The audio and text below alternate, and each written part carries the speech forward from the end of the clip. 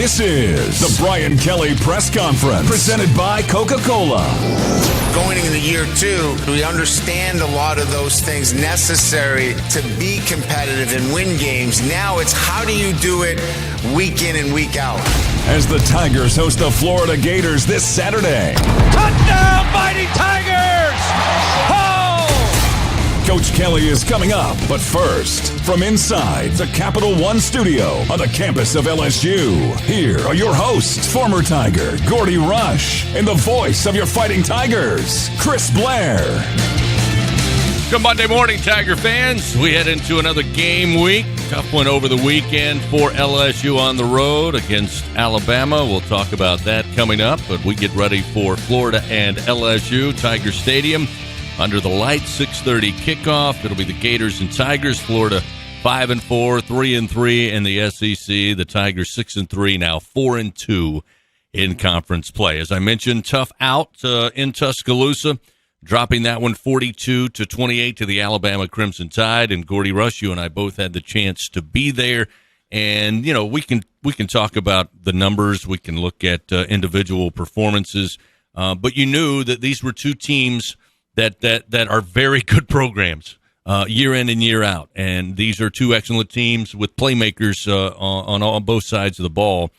And you look at, you know, the possessions. Alabama in the game, 11 possessions. LSU forced them to punt one time to open the game, which led to a 7-0 LSU lead early. Alabama would miss two field goals, which is rare for Reichert, his first two misses of the year. But Alabama was 6 touchdowns. One possession ended the second quarter into halftime, and one possession ended the game. For LSU, 10 possessions, 2 punts, 2 turnover on downs, missed field goal, the big interception on the tip drill, and came away with 4 touchdowns. And if you didn't watch the game and you just looked at the score, looked at the drive chart, that would tell you the way the game went. No, absolutely. You know, LSU had came out in the first half. I thought played a fantastic football game offensively. Alabama matched and got to it early in the third quarter. It was 28-all. Too many missed opportunities. Too many a mistake here and there. And Alabama was perfect, nearly perfect in the second half. When you take away that missed field goal that they had, Jalen Milroe did a fantastic job evolving him from what he had been the last couple weeks, and Alabama was a better team on Saturday night. Yeah, I mean, we looked at it. We talked about it on Monday leading up to it. We talked about it pregame leading in, that, Milroe had been kind of moved to I won't say a pocket passer, but a passer. He was utilizing Bonds and Burton, his receivers, and that's how they were scoring points. And his rushing yardage, he wasn't asked to rush a lot, and he didn't have a lot of rushing yards. But it really appeared early on in the game that Alabama, it was almost as if take the snap out of the shotgun. You got one read. If it's not there, look for the escape valve or the alley left or right. And he was able to do that. That looked like the offense. And I could be wrong. I don't know that they were all designed runs. Right. But they all didn't look totally improvised. I'll put it that way. Right. They've simplified a lot of the offense for him over the last couple of weeks, and basically he was locked into one receiver. If that receiver was not there, he was told to run the football. I think what they added when they figured out that LSU was going to get after him and had an early sack and some early pressures, they started moving him in the pocket, and they became more of a spread to run team, which is what they tried to do early in the season. And, and it really worked. Milroe was able to extend some pass plays, and he made a ton of plays with his feet, and obviously had 167, actually 155 yards net rushing. I mean, he was fantastic in space, and because of that adjustment, and LSU struggled in their run defense to stop the Alabama rushing attack that had 288 yards, net yards on the afternoon. It was a long night. Yeah, I mean, and the game lived up to its billing, why it was in prime time, because that first half, it was really like a heavyweight bout. Both teams exchanging blows and both teams getting back up off the mat and going right back at it, and certainly LSU and Jaden Daniels. Unfortunate he's unable to finish the game. We'll talk about that in just a little bit, but I mean, he played phenomenal. I mean, just made play after play after play. The drive late in that second quarter where you really felt like, okay, you had your chances, but you go down a touchdown on the road, and you get the ball back to start the third quarter. Mm-hmm. That's kind of the thought. They had it with like a minute one remaining on the clock, and right down the field they go. Great concentration by Lacey. Alabama wanted to jump, try to, I think, go for the INT, and that gave Lacey the window to get to the end zone. But just a gutsy play, and the first half, ended 21-21. I don't know that surprised anybody. No, and then LSU got the opening kickoff, went down, scored a touchdown. Alabama matched. Now, the two big plays in the second half was the interception and then the hit to Daniels. At that point, kind of took the air out of LSU's sails. And give Alabama credit. They were the aggressor in the fourth quarter. They dominated the line of scrimmage, especially on the offensive side of the football, and they were able to run the ball at will, and that was the difference in the game. Yeah, one of the things going back and watching the game film yesterday that I'm sure is concerning for Coach Kelly and the entire staff was the ability for Alabama's offensive front to even when they didn't use Milroe, because again, as I said, I think when he was his plan was look for a receiver. If it's there, throw it. If not, I'm looking left or right to find the crease, and then I'm gone. But when they lined up and ran the running backs, there were times where they just absolutely blew the defensive front back and had huge holes that they ran right up the middle of the field. And again, watching that over and over, especially in that second half, has to be concerning. No doubt. And look, it was a little bit of a surprise because Auburn was fair rushing team. That's what they were, spread the run team, and we know Army was mismatched on that afternoon. So you really didn't have a good feel for LSU's defense, but you felt like moving to that four-man front where they put Perkins, they were sound in their run responsibilities, and there were no busts like there were against Ole Miss or Arkansas, Florida State early in the season, and they were playing as a unit. We had not seen this defense getting overpowered since the Florida State game. So, yeah, there's a lot to clean up in this opponent coming this week. Florida, similar in what Alabama likes to do, in that they're going to spread the run you a little bit, and they're going to test a lot of those traps, a lot of those misdirections, and they're going to make LSU commit to those run lanes, those run fits, and see if they do a better job than they did Saturday night against Alabama. For LSU on Saturday, again, Jaden Daniels, unfortunate, did not finish the game due to that vicious hit that, again, he tried to make it come back, but it was probably best that he take the rest of the night off. And, of course, I'm sure that's going to be one of the first topics here when Coach Kelly takes to the podium inside the Lawton room coming up in about 13 minutes. Is on the condition and status of Jaden Daniels. But he went 15 of 24, did have the unfortunate tip drill interception, threw for 219 yards, 2 passing touchdowns. Malik Neighbors, unbelievable, becomes just one of 2 receivers to have back-to-back 1,000-yard receiving seasons. A good day at the office, had 10 catches, 171 yards, and a touchdown. And again, it came down to which team was going to blink. I think not necessarily first, but blink more often. And turnovers are huge, and there was only one in the game, and unfortunately it was suffered by LSU. Before we go to break and move to the Florida game, I just want to say one thing, and this is all I'm going to say, in regards to targeting, non-targeting on the hit on Jaden Daniels.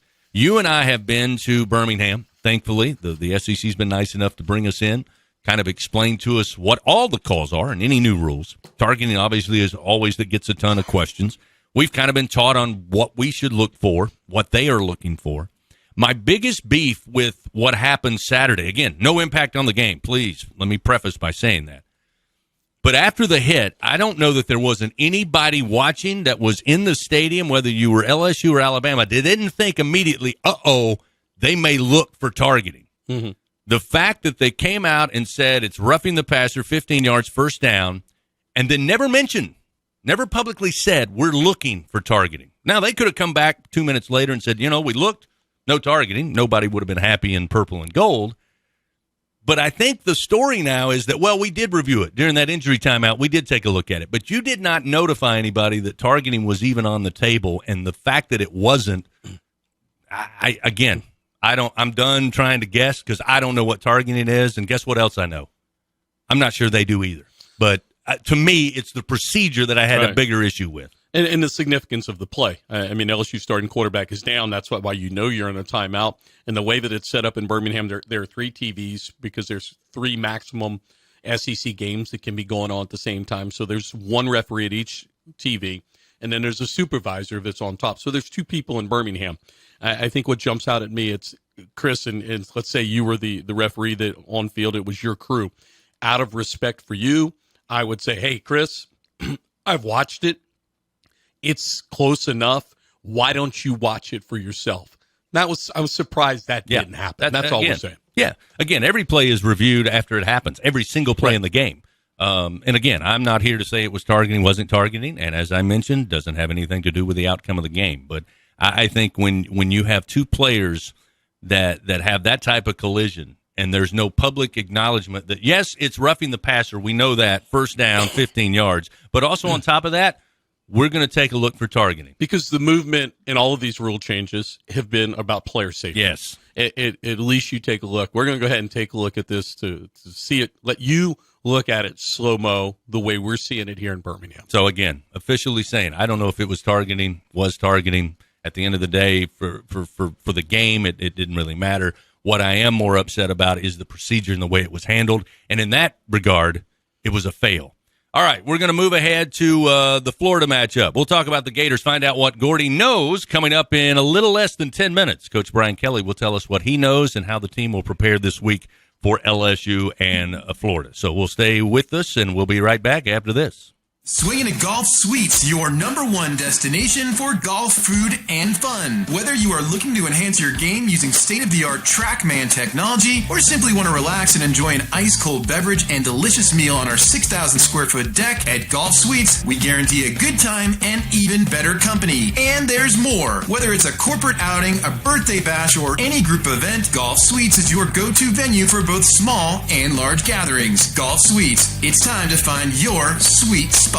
At Albertsons, curbside pickup is easy, but delivery is even easier. Try our new Fresh Pass program and enjoy unlimited free delivery on all your grocery needs. We're offering even more perks like 5% off some of our best brands like O Organic and Open Nature. Plus, even more rewards that never expire to use on gas or free groceries. Start your free 30-day trial today when you sign up for Albertsons Fresh Pass and get free delivery anytime and exclusive perks. Visit albertsons.com/freshpass for program detail. Albertsons, fresh foods, local flavors.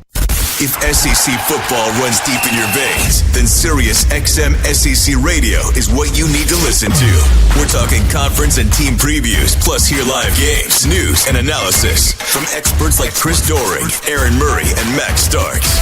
Go in-depth with your favorite team with coaches shows, championship specials, and more. Get inside SEC football like nowhere else. Feed your fandom on the Sirius XM app. Stay up to date anywhere you go. Just download the app and start streaming. Tiger fans, this is Eddie Kennison, former LSU football wide receiver. If you know me, you know I'm all about making big plays. Tigers win! Tigers win! That's why I joined the team at LSU Sports Properties. Our goal here is to help businesses make big plays both on and off the field. If you want to give your brand that competitive edge and be a part of the biggest stage in college sports, give the corporate sponsorship team at LSU Athletics a call. Your brand, our fans. Utilize the power of LSU Athletics to promote your business and sponsor LSU Athletics today. Call 225-578-2788. Go Tigers.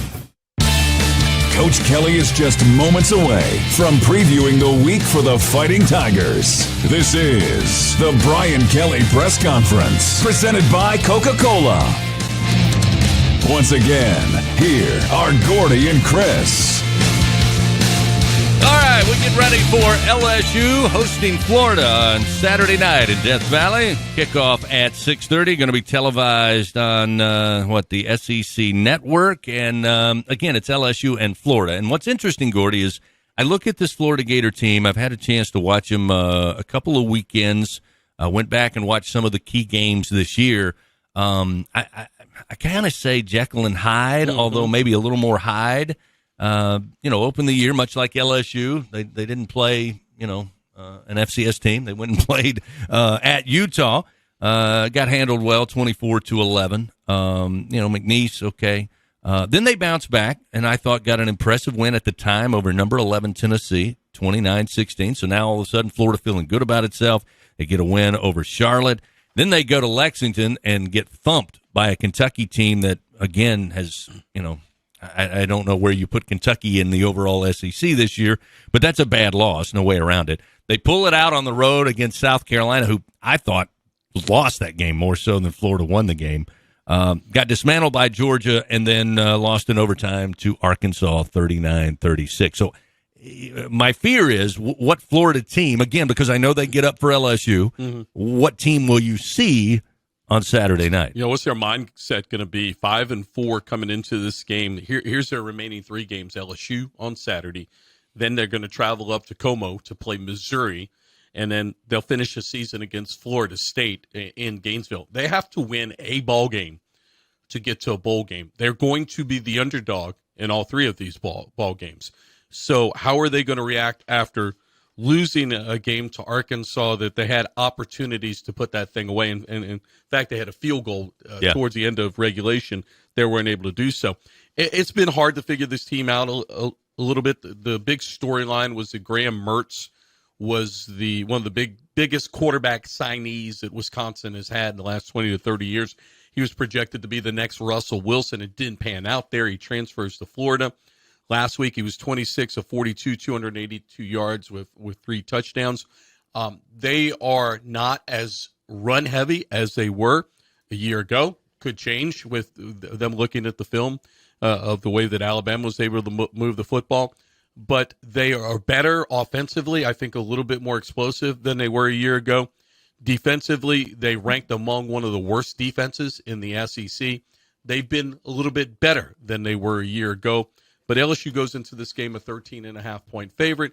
The question is, how does LSU recover after the disappointing loss to Alabama? Yeah, I think that's probably the biggest challenge, and Coach Kelly may talk about it coming up in just a little bit about, coming off that emotional and, as we always know, a physical game, and then you got to come right back, get ready for a Florida team that, again, offensively 6th overall in conference games in SEC play. And maybe, I guess, the big surprise, and it kind of shows up when you watch them on film, the defense 11th best total defense in the SEC, which has certainly not been, when you think of great Florida teams, that's not their calling card is the offense carrying the way. They always have explosive offense, but their defense has always been stout. Their defense has always been outstanding. Florida's always had incredible athletes. You go back to Wilbur Marshall, Javon Curse, the players that they've had go on that campus. They've always had people that looked the part on defense. And then offensively, they've had to evolve with Mertz. You think back to Billy Napier in the years over at UL Lafayette.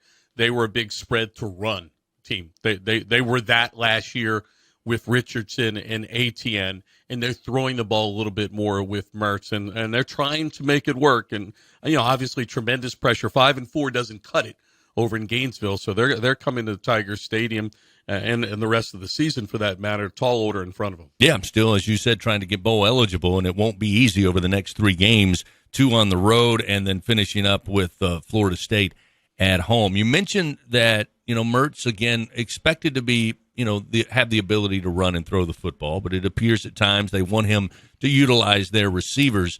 It's interesting that you look at LSU, again, you expect to be a little depleted and have a young group in the secondary coming up this week. And, while, Jalen Milroe had a field day for Alabama running the football, I thought the guys did a pretty good job. We mentioned that Toviano took the inside route on the second time he had that keeper. The first time he got outside, and that allowed Milroe to score, but he learned, and that's a freshman mistake. But I thought other than that, they played well, and they may get a chance to maybe show what they have in this Florida game more so than we saw last week. Blair, I thought by and large Toviano, for a first time out there, I thought did a lot of good things. This last week was about Alabama's front 7 plus Milroe and their ability to run the football on LSU's front defensive 7. I think that came as a little bit of a surprise because that unit had been solidified somewhat over the middle of the football season. And so now I think the question for Florida and offensive coordinators Rob Sale, the course played for LSU, they feel as if they can look at this Alabama film and run the ball with the kind of success that Alabama did against Florida. Well, a quick reminder that coming up tonight, basketball season actually tips off. The men will be in action here at home, 7 o'clock against Mississippi Valley State. And out in Sin City in Vegas, the reigning national champions will get underway in a big matchup. Nice way to start the season. Not an easy battle, but they'll take on Colorado. So that'll come your way at 6:30. Let's now go to the Lawton Room. Here's Coach Brian Kelly. Well, I'd like to start with just a recap from Saturday. Certainly, it's not the outcome that we wanted, but you look at your football team and you look at how they prepare and then how they compete. I was proud of the way we competed. Football team went on the road against a top 10 team where you have to play your absolute best to beat a team like Alabama that is, certainly an elite program. But all the tenets and all the principles of, playing this game start about your preparation and then your compete level. You've got to make plays. We got the game into the fourth quarter with a chance to win the game. And unfortunately, we had a deflected pass that set Alabama up on the 25-yard line, which they were able to take advantage of that and extend the game to 14 points. But again, the fight, just the way our guys handled the moment, being in that environment, it's another step that we want to get to. We want to win those games. But again, I was really proud of our football team in the compete level. We've got to coach better in those situations, and we've got to make some more plays, certainly. But I told the team after the game, we did some really good things, but you have to be elite on the road. You have to be elite to beat teams like that, and we're certainly not there yet, but we're closing the gap. And I know nobody wants to hear that. They want to be elite right now, but that team's 45-5 over the last 50 games. They won a national championship, and we're the runners-up. Over the same 50 games, we don't have the same record. But we're going to get there. We're going to get to elite, and we're going to continue to build it and get to that. We need to move on, which we have. Today we'll meet with our football team and, turn the page and get ready for Florida. Great rivalry game, an opportunity to play at Tiger Stadium, and certainly for us, the challenge of, winning a football game in the SEC. They're very difficult to come by, and this is a game that has always been closely fought. I think 7 of the last games have been decided by, one score. So this will be another great game in Tiger Stadium. I think the things that stand out for me in terms of Florida, some great wins, obviously. The Tennessee win's a great win. The offensive production by Graham Mertz this year, 17 touchdowns, 2,500 yards. He's throwing at 75% completion, outstanding. The running game is as good as there is in the SEC with Johnson and Etienne. And Pearsall and Wilson, the freshmen, 2 outstanding wide receivers. So this is a really good offense. It's really built on the running game, play action. They'll take some shots. They've got really an elusive runner in Wilson when he's got the football in his hands, and then a big play guy in Pearsall. Defensively, again, they're playing a lot of young guys on defense, athletic, and can run to the football. And again, they're looking, to build on some really good performances they've had during the year. So, again, this will be a great matchup, and one that certainly our kids want to be able to, be home in Tiger Stadium against a rivalry game like this. So, with that, we'll open up to questions. We got Coach here on the right. The status of Jaden Daniels this week and what the plans are for him, and then your thoughts now that on the hit and anything that y'all might review at the office. Yeah, I think I would consider him day to day. He's going through the injury protocol, and he's made improvements. But this is a process that we'll just have to, see how it plays out from day to day. But I can tell you that he's made some progress. Yeah, look, we want to protect the quarterback, and certainly there was a penalty on the play. Targeting is looked at by the replay officials. They had plenty of time. I think we even went to there was a timeout there as well. So there was plenty of time to look at it. They must have felt that there wasn't targeting. We sent it into the league office because we felt like it checked all the boxes. But again, we want to protect the quarterback here, obviously. After looking at the tape, anything defensively that maybe you felt schematically you could have helped your team with? Oh, absolutely. I mean, I think you're always looking at things that you can, do over. Hindsight is 20/20, right? I mean, could we have spied the quarterback? Absolutely. There were third down situations that, third and long that clearly we felt like we wanted to be in, more coverage, and we felt like our unit pass rush could keep them in the pocket. That did not prove to be the case. I would say that was probably, the number one thing in terms of if we had to do some things coaching-wise differently, we probably would have employed a spy technique.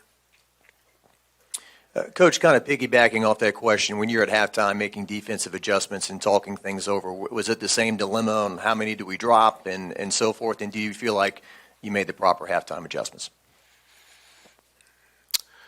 Yeah, I mean, we went out 28-21. We scored first. Again, we got to the fourth quarter. It was 35-28, and, we get a deflected ball. And they end up on the 25-yard line, and that was the difference. They had the ball for 11 minutes to our 3 and change in the fourth quarter. We did not convert a third or a fourth down, on offense, and they converted 2 out of 3 third downs. So we didn't have the ball, and when Jaden went out, we weren't effective and as efficient on the offensive side of the ball. So I don't know that. Look, we have spy within our package. We didn't utilize it in certain situations that, in retrospect, would have been a great call. That's not really a halftime adjustment per se. You have that in your plan. That's just a matter of making that call. I remember clearly writing up on the board, for our football team, in the second half was tackling better.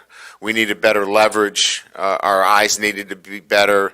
And I felt like if we did those things, we were going to be in good shape. And then from an offensive standpoint, it was, continue to have the balance that we had.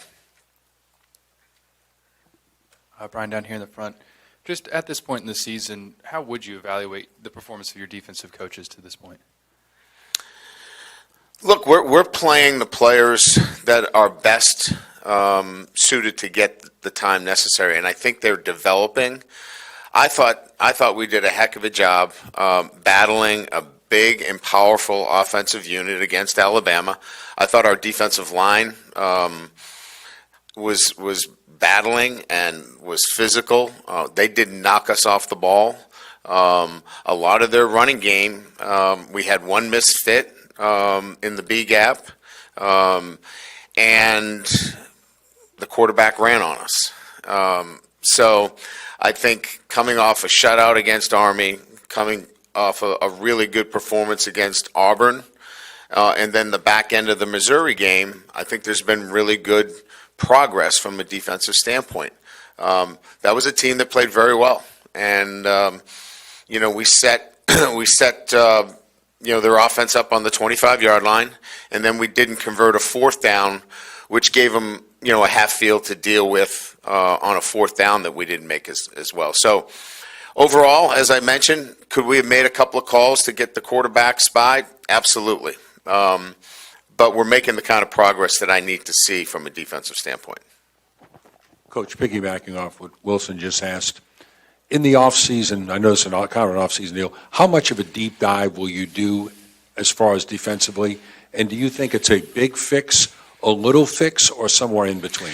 Yeah, we're going to save those questions, and I respect the question, but my focus is on Florida right now and stopping their inside zone game. That really is.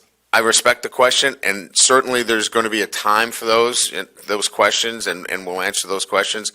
But my mind is really wrapped around getting another win, playing at a high level, and beating Florida right now. Just from the running game perspective, outside of Jaden, it just seemed that you guys weren't able to get as much push against Bama. Just what did you see from the run game, and just how do you kind of get that back on track? Yeah, I mean, look, we got behind. We didn't throw the ball in the fourth quarter, I don't think, at all. Run the ball at all in the fourth quarter. So, I think some of it is, skewed a little bit based upon, the circumstances within the game. Yeah, they're stout. They're physical. We felt like it was going to be one of the better defenses that we have seen. But yeah, I think we'll continue to evolve from an offensive standpoint in terms of looking at things that we can do in the running game.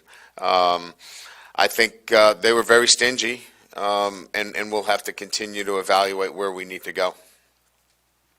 How important is this week for Garrett, especially just for the potential that he could start in this game and actually mentally prepare to get those starter reps?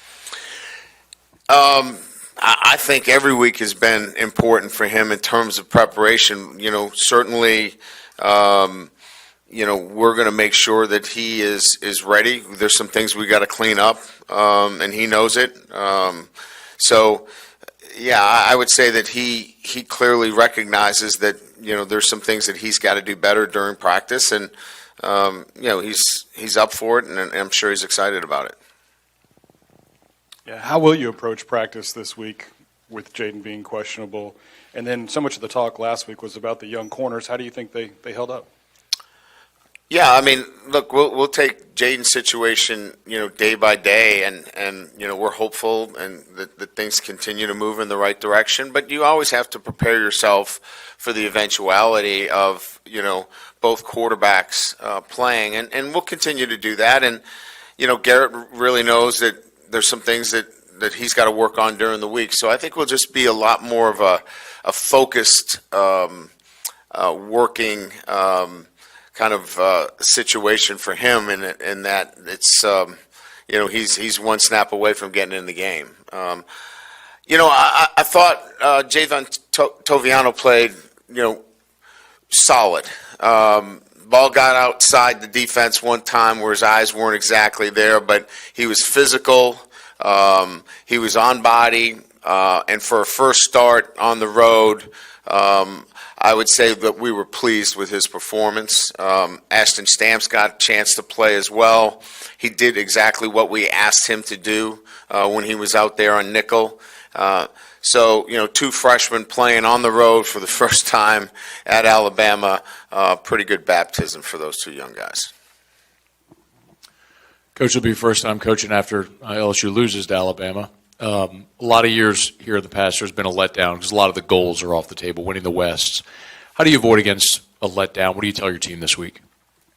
It's the same thing about, what last week was about. It wasn't an emotional week. It was a preparation week for us. So this week will be the same. We need to prepare. Listen, it goes to what I said. Like, if we want to be elite, we have to be consistent. We won 10 games last year.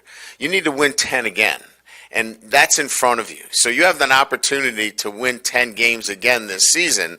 And if you want to start closing the gap towards being elite, then back-to-back 10-win seasons starts to do that. So it's a challenge to our football team in terms of how do you want this program to continue to grow. It's on your shoulders, and you have an opportunity to continue to get better. Coaches need to get better, and players clearly need to get better. And so this is a great opportunity, playing a really good opponent at home, and you've got a chance to move from being a good team to being a great team. I guess that was kind of my question today. People debate what games like this or the games mean moving forward, but 10-3 in your book, obviously much better than 8-5 or what have you, right? Is it harder to get that message across to them in today's college football? Look, to me, I always break it down by not the wins and losses. It's about who do you want to be. You have choices, right? You can be bad at things if you want to be bad at things. You can be average at things, 500's average. You can be good at things, maybe that's 7 or 8 wins. You can be great or elite. I think we can be so much better than good. We can be great, and great requires more of a commitment, and so they're going to have to give more this week. The coaches are going to have to give more. The players are going to have to give more. So if you're not interested in being great or elite, you have choices to make. I want to be around great. I want to be around elite, because that's what this program. I didn't come down to LSU to be good. I came here to be elite. And our players that sign scholarship papers here, I'm sure they do it because they want to be elite too. I know our fan base doesn't want good. I can tell already that that's not the case. It's about being elite. So these are weeks where you're talking about, why are you here? I know why I'm here. Why are you here? We're here on this chase to be elite. And so this week is going to require you to work on these things totally, physically, technically, tactically, mentally, if you want to be elite. Coach, right here, Greg Penn said something that you kind of iterated throughout the season of, guys not maybe doing their jobs. Do you attribute that more to, after watching the film, a quarterback in Milroe that can improvise really well, or guys just trying to do too much to make up for some deficiencies? Yeah, so this journey that we're on about, it's not about talent, it's about talent and traits. And building traits where there's, an attention to detail, the fine details, has to happen 24 hours a day, 7 days a week. You just don't show up on Saturday and go, you know what, I'm going to have attention to detail today. So that's the process that we're in within this program, is building that attention to detail, that when you have a tutor's appointment at 9:30, you don't show up at 10:30. You show up at 9:25. That's attention to detail. Or when there's a meeting that is at 2 o'clock, you don't show up at 1:59. That attention to detail takes a lot of time. It takes consistency and building those habits. We're working on that. We are not a finished product, but they're working hard to get there. We're just not there yet. And that, when you get there, you start to move yourself up from good to great to elite. Coach, has this whole thing over the last 2 years been harder than you thought it might be, or do you think it's kind of exactly what you expected when you got here? This was going to be hard work, and I felt like it was, but it's been matched with the want to and the desire to do it. It's just habit forming and doing things the right way every day outside of football and inside of football is not an easy task. Being elite is hard. It's really hard. And if it's just the level of good, we're pretty close to being that. Look, we've lost 3 times to top 10 teams on the road, okay? That doesn't matter. If you want to be elite, you got to beat those teams on the road. And we beat a top 20 team in Missouri on the road. People can say, well, that's good. That's good. You lost to the teams you're supposed to lose to. You beat the teams you're supposed to win. We're not here for that. So to get to elite is really hard, and these guys are working towards that. It just takes some time.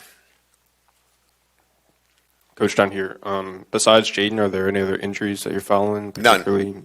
Isaiah Alexander, maybe? Oh, yeah, Zai is not going to be able to play. So, Brian, obviously, as you said, you're focused on this week winning this game, but you're also having to focus on the big picture. Does over time, is your hope that becomes less, that things become more ingrained, in terms of what you're trying to get in terms of a big picture for the program, and you get to focus a little more on the. I don't want to say it's detracting from each and every game. I don't mean that, but it sounds like you're trying to instill things in the program that need to be put in that maybe hadn't existed before. Look, the building a championship program and a program that has the ability to win national championships has to have all of those foundational principles that I talked to, including in recruiting. And we've just started recruiting, and we had a great recruiting class last year. We're on page to have another really good recruiting class. We have to build it through recruiting as well. So recruiting, retention, and developing the standards and the culture of a championship culture within your program. All of those things together, moving at one speed. All of them together. So it's not just building the traits and building the championship mindset and building that within your team. You're also talking about retaining players in your program and recruiting players. So all of that together, we're moving forward and making really good progress. It's just not at the elite level yet. Ryan, down here specifically with Jaden, is there a plan for him to practice tomorrow at this point? Do you just not know yet? Today is not a practice day, so we didn't have to make that determination. We wouldn't make that determination until tomorrow when he goes through the next stage of his protocol. Okay. So at this point, you can't quite decide yet, like how you'd split up reps between him and Garrett or anything like that? That's all going to be, like you said, kind of day to day? That would probably be day to day, yes. Yeah. Okay.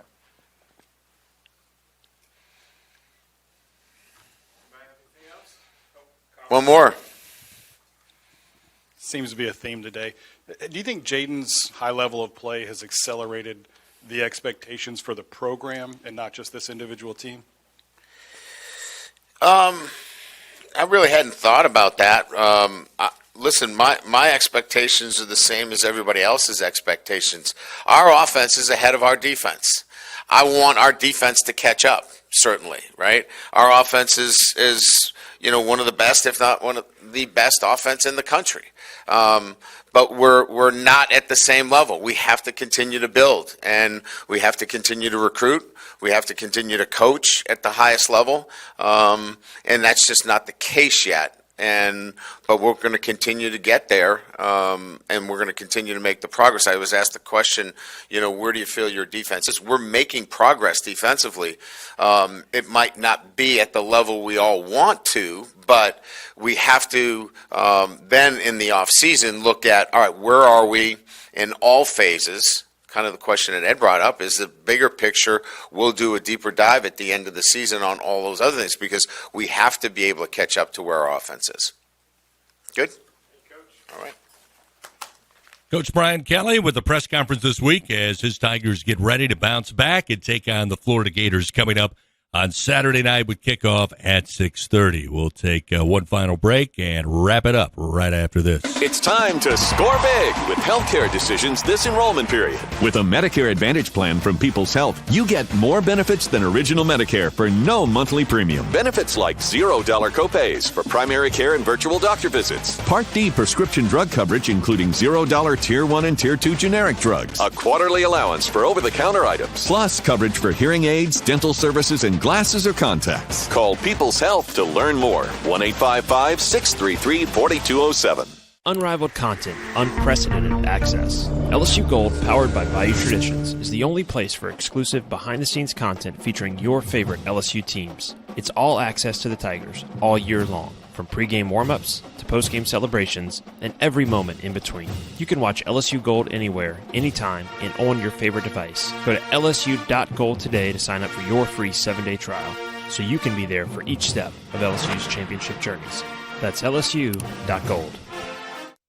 If SEC football runs deep in your veins, then Sirius XM SEC Radio is what you need to listen to.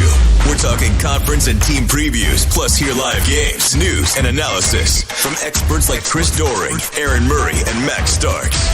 Go in-depth with your favorite team with coaches shows, championship specials, and more. Get inside SEC football like nowhere else. Feed your fandom on the Sirius XM app. Stay up to date anywhere you go. Just download the app and start streaming. Hey, Tiger fans, 12 and younger, don't miss your chance to be a part of Mike's Kids Club, presented by Shell, the exclusive kids club of LSU Athletics. Join Mike's Kids Club for only $25. Get the official Mike's Kids Club t-shirt, free admission to select LSU athletic events, and much, much more. To learn about upcoming events and to join, please visit lsumkc.com. The Mike's Kids Club, presented by Shell.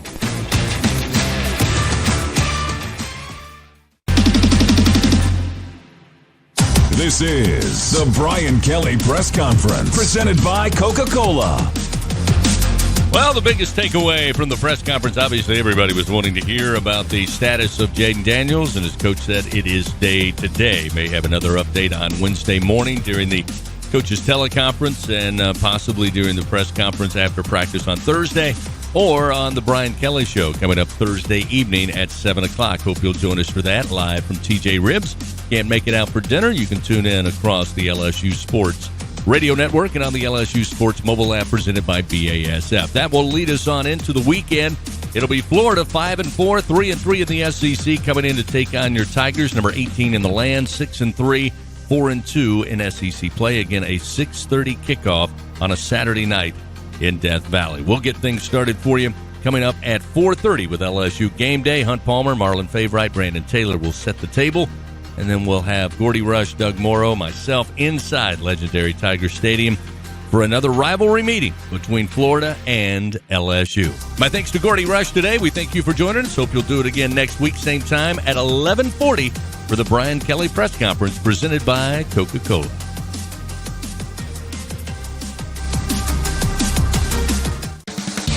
This has been the Brian Kelly Press Conference, presented by Coca-Cola. The Brian Kelly Press Conference, presented by Coca-Cola.